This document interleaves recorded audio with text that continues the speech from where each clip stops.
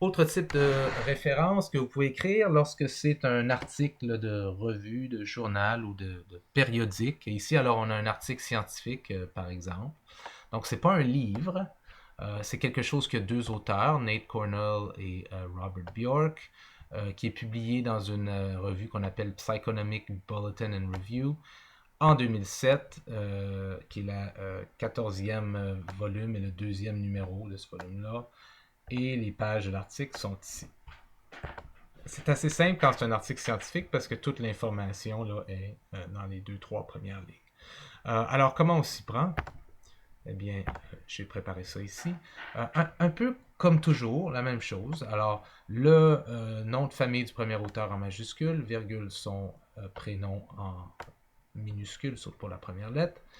Et, parce que c'est deux auteurs dans ce cas-ci, l'inverse maintenant, le prénom de l'auteur et ensuite le nom de famille en majuscule. Remarquez que si ça avait été plus de deux auteurs, on aurait fait la même chose que pour les livres avec plus de deux auteurs. On aurait simplement mis ici en italique le mot éal, qui aurait voulu dire Cornell, Nate et ses collaborateurs.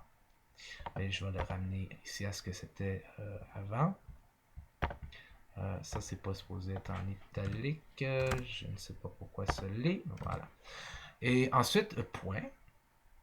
Oh, pardon. Ça a tout remis en italique finalement. Bon, voilà.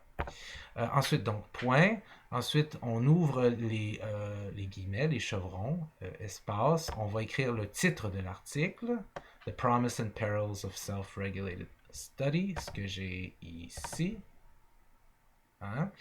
Et ensuite, ce qu'on va faire, fermer les guillemets, virgule, le nom de la revue, Psychonomic Bulletin and Review, que j'ai ici.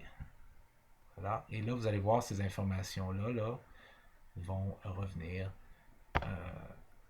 ici.